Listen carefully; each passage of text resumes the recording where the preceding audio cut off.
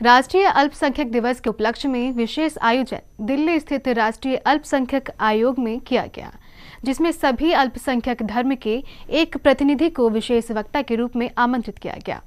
इस अवसर पर जैन समाज का प्रतिनिधित्व करते हुए विशेष वक्ता के रूप में डॉक्टर इंदु जैन जी भी उपस्थित रहीं।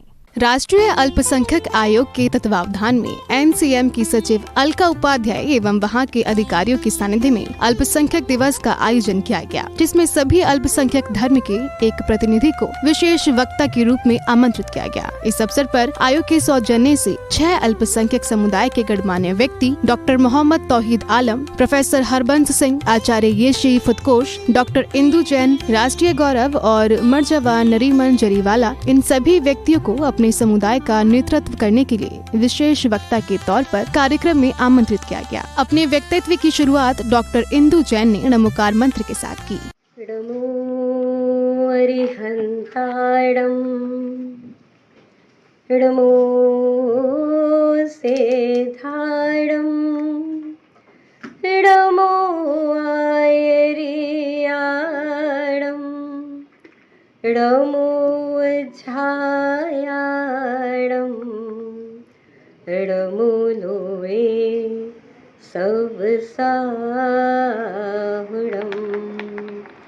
नमो लोए सवसाहुड़म।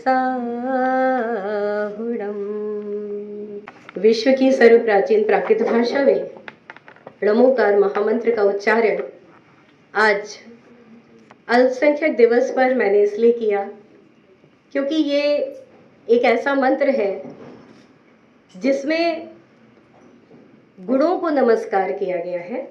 इसमें किसी देवता का, किसी प्रभु का, किसी का नाम उच्चारण नहीं किया गया है।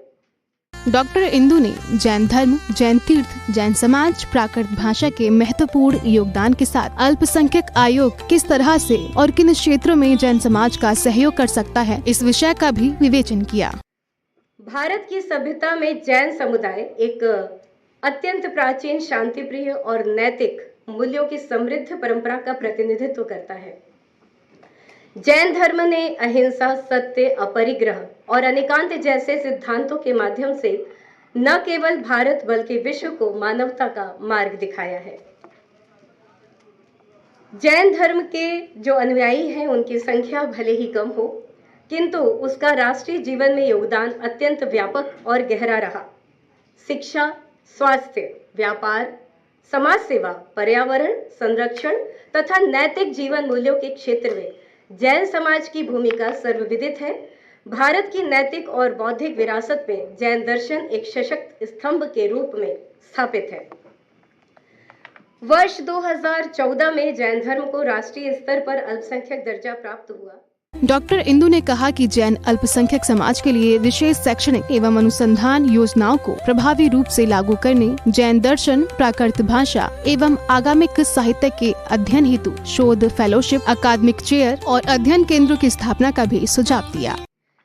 जैन दर्शन, प्राकृत भाषा एवं आगमिक अध्ययन के लिए जो हमारे आगम हैं, जैसे गुरु ग्रंथ साहिब होते हैं, आप लोगों में कुरान होते हैं, बाइबल होती है, वैसे हमारे जो ग्रंथ हैं उसको हम आगम कहते हैं।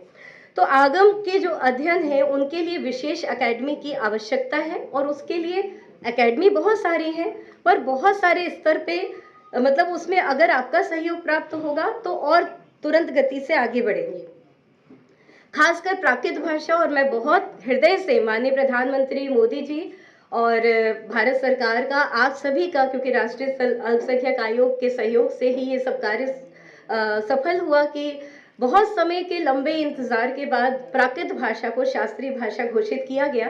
पर मैं एक संज्ञान और देना चाहूँगी इस बात का कि प्राकृत भाषा के अनेक ऐसे इंस्टीट्यूट हैं जो बहुत अच्छे स्तर पे कार्य कर रहे हैं। 35 हजार पांडुलिपियां हैं उनके पास, पर उनका निरंतर जो एक डिजिटल वाला कार्य होना चाहिए वो चल भी रहा है। पर अगर अल्पसंख्यक आयोग का सहयोग मिलेगा और कुछ और अच्छा ज्ञान मिलेगा कि हम इस माध्यम से भी आगे बढ़ सकते हैं, तो मुझे लगता है उस प्रयास में जो इंस्टीट्यूट कार्य कर रहे हैं और प्राकृत भाषा के जैसे हम लोग कार्य कर रहे हैं उनको और गति मिलेगी। इस दौरान डॉक्टर इंदु जैन जी ने प्राकृत भाषा को भारत की शास्त्रीय भाषा घोषित करने के लिए माननीय प्रधानमंत्री भारत सरकार का आभार व्यक्त किया तथा साथ ही प्राकृत भाषा के विस्तार हेतु उसकी शिक्षा के लिए विशेष कदम उठाने की बात भी कही। जैन फोकस के लिए दिल्ली से ब्यूरो रिपोर्ट।